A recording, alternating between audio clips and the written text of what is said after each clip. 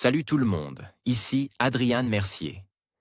Bienvenue sur ma chaîne, dédiée à notre belle planète et aux enjeux de l'écologie. Si vous voulez en apprendre plus sur comment protéger notre environnement et adopter des gestes éco-responsables, pensez à vous abonner pour rester informé. Prêts à explorer ensemble? C'est parti. Bonjour à tous. Aujourd'hui, je vais aborder un sujet qui nous concerne tous, la surchauffe de la mer Méditerranée. Saviez-vous que la température de ces eaux a augmenté de près de 2 degrés ces dernières décennies?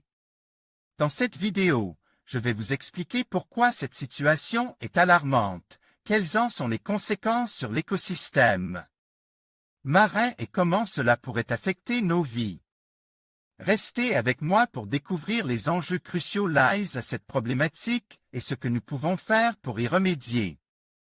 Depuis quelques jours, les températures de l'eau atteignent 28 à 30 degrés Celsius le long de la côte méditerranéenne, soit un niveau record de 5 degrés Celsius au-dessus des moyennes de saison. À 7 heures du matin, ce dimanche 24 juillet, la baignade était déjà trop chaude pour beaucoup de vacanciers sur la côte d'Alistro en Corse, 28,9 degrés Celsius. Quelques heures plus tard, une valeur record de 30,7 degrés Celsius a été enregistrée à cet endroit, sur la côte orientale de la Corse. Sur la côte d'Azur, les températures atteignent aussi des niveaux exceptionnels, jusqu'à 28 degrés Celsius.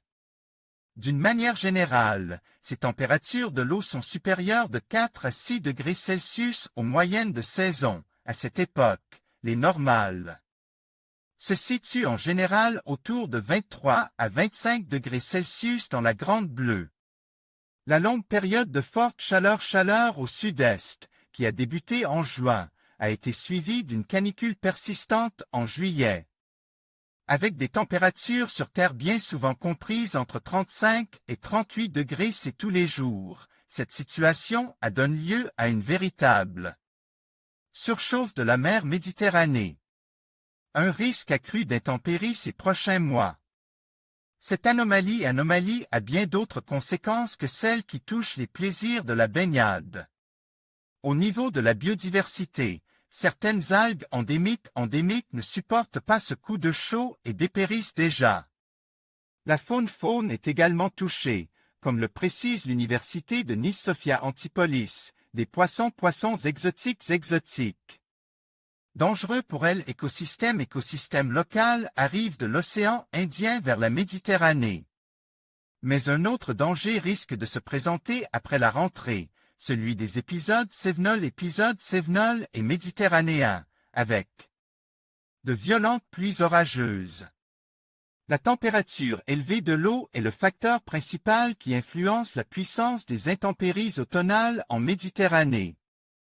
En conclusion, la surchauffe de la mer Méditerranée est un phénomène alarmant qui menace non seulement la biodiversité marine, mais aussi les économies et les modes de vie des populations côtières.